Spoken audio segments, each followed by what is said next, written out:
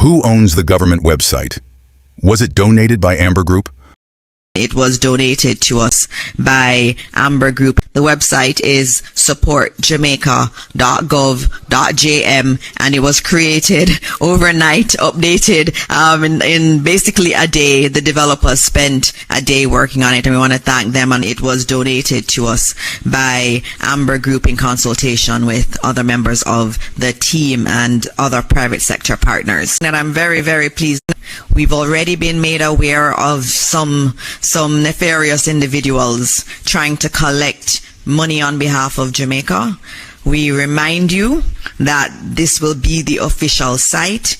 If it doesn't have .gov.jm, it is not legitimate. It's not an official Government of Jamaica site. And so it will be supportjamaica.gov.jm, and it will be our online platform developed by the Government of Jamaica to mobilize support, to channel relief and coordinate recovery efforts in the wake of Hurricane Melissa. In it, you're going to have a donate now page where you can donate using your credit or debit cards, and you will also be able to give pledges. You also have all the information on ODPEM's bank accounts. If you want to do a bank transfer, you can do so there. On that site, supportjamaica.gov.jm, and so it is all about mobilizing resources. So it's a resource for those locally and also for those in the diaspora and anywhere in the world that wants to give support to Jamaica. November 26th, 2025. Commander Alvin Gale boasts about the amount of donations Jamaica received for Hurricane Melissa. The international community continues to be gracious in giving to Jamaica. Consolidated across the ODPEM monitored accounts, to date some $1.86 million and some 635 million Jamaican dollars have been donated to the recovery cause. The international community continues to be gracious in giving to Jamaica. Consolidated across the ODPEM monitored accounts, to date some $1.86 million and some 635 million Jamaican dollars have been donated to the recovery cause. I have seen improvements in the functioning of ODPEM, and they were tasked to do a few things. One of them would be to strengthen their inventory management system, to put a system in place that delivers real-time information. They are well down the wicket with that through support from our Information Technology Authority. And the objective of that, the end objective of that, is to answer calls and support the whole idea of transparency. So eventually, and when I say eventually, very soon, as soon as the system is up and running, then we will be able to publish for the public to see what came in as donations and what went out as in terms of their usage and who were the beneficiaries. So the public will be able to see in real time what is the status of donations. That gives confidence to the public. It gives confidence to our donors as well. December 3rd, 2025. Dora Dixon, with her distracting spectacles, echoes what the Prime Minister said. The Prime Minister has noted that within 2 weeks, could be as early as next week, you will have a framework within which to see everything that has come in, all donations that have come, and where they have gone. And I'm very interested in that because I've seen some preliminary data that shows that this notion of partisanship is actually very, very incorrect. It may be partisanship in the other direction. And so when that data comes, you will see exactly which communities, which constituencies got the majority of the aid. It will show you where everything went. And I'm looking forward to that because a lot of people want to know. The Auditor General come out and said, well, the money's there, but they didn't spend it fast enough. So the context now? The money was stolen. The money is there. In defending his government's management of relief efforts, Dr. Holness outlined the strategy. So the funding that is donated will be used to support the establishment of the bases. Because the people who are going to get them, can they build the base themselves? No. So isn't that the best use of the money? Yes.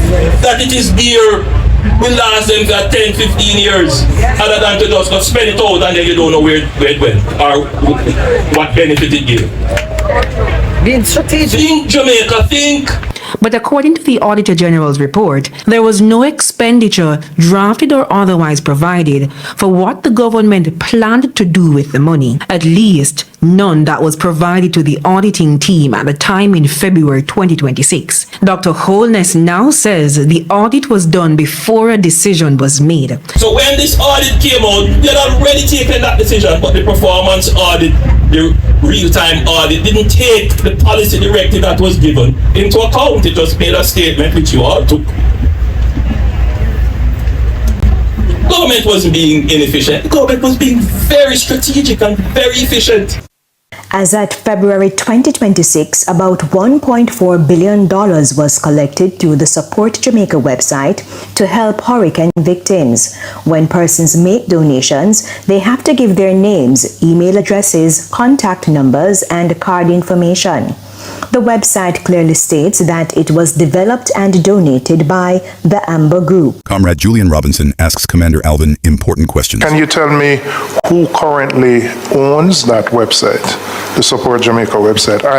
I know it would have been created by a private developer on behalf of the government, but what's the current status of it? So the private developer still owns the website. The agreement is an SAS, and forgive me if I forgot the meaning of it, but primarily it is they develop the website and then offer us the service. So we have 1 year's free service to the portal. Do we have a formal agreement with that? We do have a formal agreement in place. In the initial phases of it, for the rapid development and deployment of the website, yes, there wasn't the necessary agreement in place, but we had subsequently regained on that and caused for an agreement to be signed governing that website and its mechanisms. When one cybersecurity expert was asked their opinion on the matter, they said, quote, "This is a clear breach of best practice. The website should have been handed over to the government. It is a part of the national infrastructure, collecting money on behalf of the government. From a security perspective, it makes logical sense." End quote. Another cybersecurity expert says they are not aware of the contractual arrangement with the Amber Group and the government, but ideally, government's internal developers could build the application, conduct security testing to ensure privacy and protection of the data, deploy the application to government's private cloud or internal infrastructure, then push to the public space. That way, quote, "all security, all data, all hosting arrangements would be owned and managed by government," end quote. Back at Parliament's Public Accounts Committee, ODPEM's Director General, Commander Alvin Gale, said both the developer and ODPEM would have access to the data as per the privacy statement. There's a requirement in the data protection agreement concerning once we are concluded using the platform, the modalities around how the information should be scrubbed and the assurance is given to us that the matters are indeed removed from their access. Does ODPEM have a process where you would know whether the developer accesses that data at a particular point? Is there a requirement to provide that information to you? How would you enforce that? In terms of an automatic signal to us that the developer has accessed the information that isn't built into the system. Commander Gale went on to explain, though, that an authorized officer at ODPEM should be able to audit the website to see who accessed particular information. Andrea Chisholm, TVJ News. Jamaica. Cybersecurity experts say the government's failure to own the Support Jamaica website is a breach of best practice and raises security concerns. What are your thoughts? Leave your comments below.